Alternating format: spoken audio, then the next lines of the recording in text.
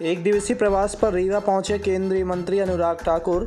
मध्य प्रदेश कल, आज और कल विषय पर प्रबुद्ध जन सम्मेलन में मुख्य अतिथि के रूप में हुए शामिल।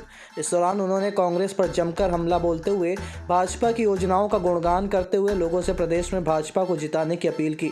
बता दें कि रीवा शहर के वृंदावन गार्डन में आयोजित कार्यक्रम के दौरान उन्होंने कहा कि प्रदेश के भूत, वर्तमान और भविष्य की आकांक्षाओं और अपेक्षाओं को परिभाषित एवं समाज के मध्य परिलक्षित करने के लिए यह आयोजन किया गया है।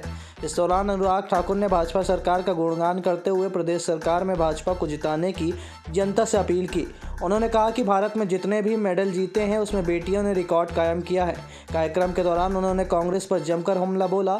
उन्होंने कहा कि एक समय दिग्गी राजा का था, कांग्रेस की भ्रष्ट सरकार का था, अंधेर नगरी चौपट राजा था, तो उस समय असुरक्षा और गुंडागर्दी के कारण और सिमी और नक्सलवादी ताकतों के यहाँ पर जमावड़ा होता था। लगातार भ्रष्टाचार बढ़ रहा था।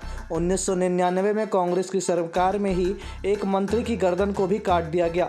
अब ऐसी घटनाएं सुनने को नहीं मिलती। मध्य प्रदेश की हालत आज से 21 वर्ष पहले कैसी थी, उसके ऊपर आपका थोड़ा सा ध्यान जरूर डालना। राजा कौन? दिग्गी राजा, अंधेर नगरी, और ऐसी हालत कर दी थी मध्य प्रदेश की कि बीमारू राज्य हमारे मध्य प्रदेश को कहा जाता है। कि क्या असुरक्षा थी, क्या गुंडागर्दी थी, कैसे बढ़ता अपराध था मध्य प्रदेश में। अंधेर नगरी चौपट राजा का 2002 के बाद आज तक एक के बाद दूसरा चुनाव जब भी आया, मध्य प्रदेश की जनता ने बहुत जिम्मेदारी के साथ एक ईमानदार और विकास करने वाली सरकार चुनी, भारतीय जनता पार्टी की सरकार को चुना। कभी नंबर अच्छे आ जाए क्लास में, मान लीजिए आप 9th क्लास में है, आपके नंबर 90% आ गए, तो आप चाहोगे कि 10th क्लास में आपके नंबर 65 या 70% रह जाए? नहीं चाहते ना पीछे जाना।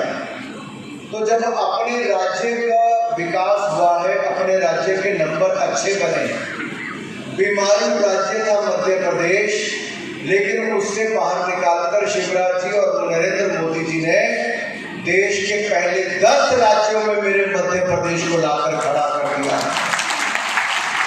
और विकास दर से क्या फर्क पड़ता है मैं आपको बताता हूँ। अभी आपके दिन के समय भी लाइट जल रही है, पंखे चल रहे हैं। दिग्गी राजा की सरकार के समय ना रात को लाइट आती थी, ना दिन में पंखे चल पाते थे। दिन में केवल 3-4 घंटे बिजली आती थी, अब 24 घंटे बिजली सुनिश्चित करने की ओर हमारा मध्य प्रदेश आगे बढ़ा है। एशियन गेम्स में भारत के कितने मेडल हो गए? हमें भारत को 57 मेडल मिले थे, 2018 में 70 मेडल मिले थे, अभी 2 दिन बाकी और है, और इस बार भारत ने रिकॉर्ड 87 मेडल जीत लिए हैं। 87 मेडल। तो एक बार जोरदार तालियों से देश के खिलाड़ियों को बहुत बहुत बधाई। भारत के जितने मेडल जीते हैं उसमें बेटियों ने भी रिकॉर्ड कायम किया है मेरे भाइयों। आप कल्पना कीजिए, एक समय दिग्गी राजा का था, कांग्रेस की भ्रष्ट सरकार का था, अंधेर नगरी चौपट राजा था, तो उस समय असुरक्षा गुंडागर्दी के कारण और सिमी और नक्सलवादी ताकतों का यहाँ पर जमावड़ा होता था।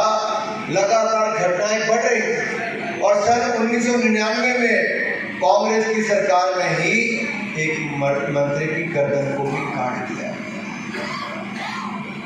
अब ऐसी घटनाएं आपको सुनने को नहीं मिलती। ऐसी घटनाएं अगर सुनने को मिलती हैं तो कांग्रेस शासित राजस्थान में, जहां पर रोज 17 लड़कियों के साथ बलात्कार की घटनाएं, उनकी हत्या होती है। हर रोज औसतन महिला अपराध की घटनाएं राजस्थान में 2 लाख महिलाओं के साथ पिछले 5 वर्षों में अपराध हुआ।